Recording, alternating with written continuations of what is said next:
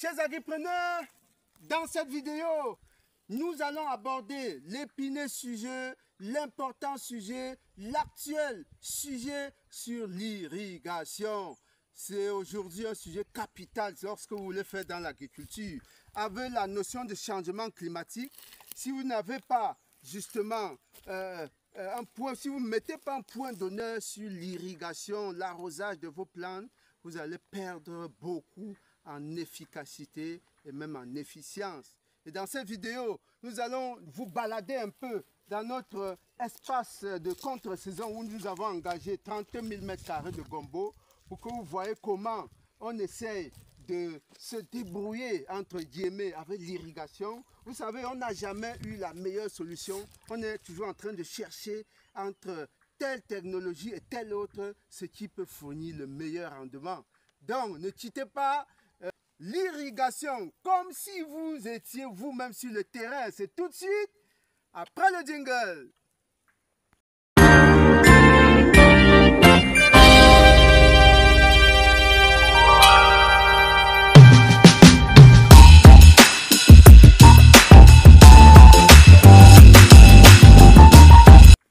Une fois de plus, chers agripreneurs, bienvenue sur la chaîne des fonceurs. Moi, c'est Roméo Lado. Si vous découvrez cette chaîne pour la première fois, aujourd'hui, on parle d'irrigation. On va vous balader aujourd'hui dans notre séance d'arrosage de notre gombo de contre-saison.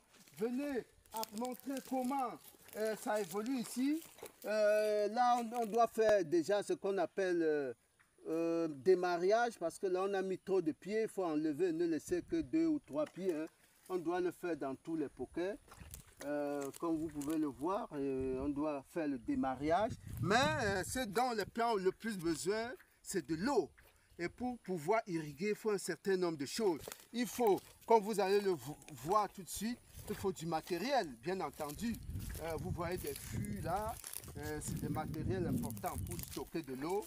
Vous voyez un fût, vous voyez une tuyauterie. Vous voyez une tuyauterie là, il y a plusieurs modèles. Vous avez des tuyauteries en panaflex, en tuyau solide comme ça. Vous en avez aussi en bâche. Vous avez une tuyauterie en bâche bleue, blanche de différentes couleurs. Vous avez aussi besoin d'arrosoirs parce que tout ne se fait pas qu'avec des tuyaux. Il y a des moments où vous avez besoin d'arrosoirs pour pouvoir justement arroser des plantes qui sont à l'étroit, qui sont isolées quelque part. Voilà. Mais au-delà de tout ça, nous allons aller vers ce qui est le plus important. C'est pas loin, c'est même capital, c'est même un préalable parce que pour parler d'arrosage, il faut avoir de l'eau. Et pour avoir de l'eau, il ne suffit pas d'une simple eau, simple quantité d'eau, il faut de l'eau en abondance, surtout en saison sèche. C'est pourquoi nous allons aller contempler cette belle rivière, ce beaucoup d'eau qui est là et qui nous fournit de l'eau à profusion parce que tout part de là. À partir de là, nous allons effectivement vous dérouler les 3, j'allais dire les 4 possibilités que vous avez pour arroser par exemple en contre-saison. Hein. On va vous dérouler 4 possibilités pour que vous-même vous puissiez choisir en fonction de votre budget ce qui peut vous aider à réaliser votre projet. Vous voyez la tuyauterie là, vous voyez cette tuyauterie, c'est ça qui mène au coup d'eau.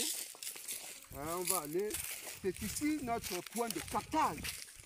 J'espère que la caméra peut vous faire voir ça là. C'est là notre point de captage. Nous y sommes et effectivement, vous voyez, donc là on a une motopompe. Voilà, on a une motopompe qui est installée ici à bord. Vous voyez ce piquet là, parce que la motopompe a des vibrations. Donc il faut l'installer solidement pour qu'elle ne soit pas embarquée dans la source d'eau. Hein. Parce que si vous ne l'isolez pas, elle peut se retrouver directement dans le cours d'eau en train de se balader. Donc on a une source d'eau ici avec un tuyau qui aspire l'eau. Voilà, qui aspire l'eau ici et renvoie l'eau maintenant dans les différents éléments de distribution. Et donc, nous avons 4 manières de faire cette irrigation. On y va. La première manière, c'est d'utiliser le goutte à goutte. Ce qu'on appelle goutte à goutte, c'est que vous avez une tuyauterie principale comme celle-ci. D'accord? Une tuyauterie principale, vous y adjoignez des tuyauteries secondaires qui sont perforées à des distances bien précises et qui vont injecter l'eau au niveau des plantes. C'est-à-dire qu'une tuyauterie secondaire va partir d'ici, une autre de là, une autre de là, et qui va aller dans la plantation avec des perforations à des espacements réguliers pour donner juste la quantité d'eau qu'il faut à la plante. C'est un système que nous n'avons pas. On a essayé de l'utiliser, mais c'est un système coûteux. Parce que pour installer un hectare, il vous faut à moyenne 3 millions de francs CFA pour installer complètement un hectare. En moyenne. Encore faudrait-il que votre surface, votre topographie, votre site soit propice à ce type d'irrigation. Si vous avez des terrains avec des formes un peu bizarres, ça ne peut pas correspondre à ce type d'irrigation. Donc voilà le premier type qui n'est pas très utilisé parce que c'est cher, c'est difficile à entretenir, même s'il est réputé être par ailleurs le plus efficace. Voilà. Maintenant, il y a un second type qui lui est semblable, qu'on appelle laser spray. C'est le même principe, mais à ce moment, le tuyau est perforé partout. Vous voyez comment l'eau jaillit de partout sur le tuyau. C'est le même principe, mais également la densité justement du système, parce qu'il faut mettre plusieurs tuyaux à des écartements précis. La densité du système fait que c'est relativement également cher. Pour des bourses moyennes, pour des petits agriculteurs, c'est relativement cher. C'est presque le même coût entre 1,5 million, 2 millions à l'hectare pour pouvoir installer ce type-là sur 1 hectare. Il faut faire une bonne étude et voir comment vous devez amortir le coût justement sur plusieurs saisons, sur plusieurs projets. Maintenant, les deux types qui nous semblent les plus abordables pour vous, pour la contre-saison, pour des projets moyens, c'est l'aspersion, l'irrigation par aspersion. Et on va tout de suite découvrir le premier, c'est ça qu'on utilise ici. On le découvre tout de suite. Voilà. Voilà, nous nous retrouvons donc sur le site parce qu'on a une grande séance d'arrosage de notre site ce soir-là.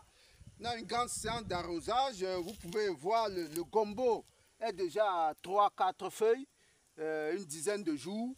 Et donc, il faut que le terreau soit en permanence mouillé, n'est-ce pas, pour permettre une bonne croissance, une bonne levée. Donc, nous vous présentons d'abord le premier système d'arrosage par aspersion qui est basé justement sur une tuyauterie qui amène l'eau d'une rivière qui est juste à la limite. Là, il y a une rivière à une cinquantaine de mètres.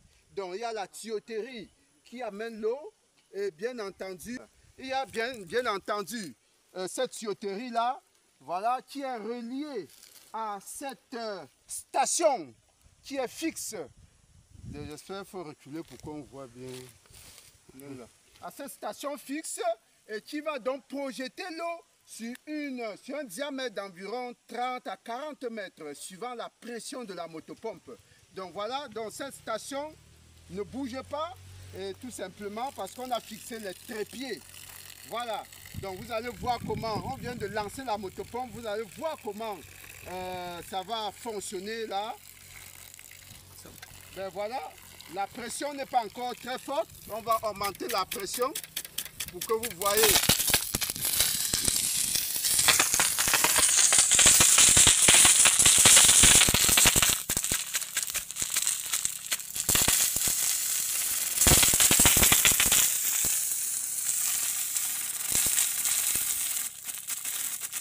Normalement, ça tourne seul, non? Voilà, vous venez de voir comment cette aspersion fonctionne avec la station fixe, station totale, station qui est fixe et qui balade là sur un certain rayon. Il y a une alternative beaucoup plus abordable à ce système-là qu'on va présenter tout de suite, qui est beaucoup moins cher et qui vous permet effectivement d'être toujours beaucoup plus efficace. Suivez tout de suite. Merci. Ok, dans ce système d'arrosage par aspersion, effectivement, bien entendu, on a une motopompe qui aspire l'eau dans la rivière. Comme vous pouvez le constater, voilà la rivière qui passe. On a la motopompe qui aspire l'eau, ça passe par la tuyauterie là, et on va aller voir comment ça fait de l'eau là. On va voir le système.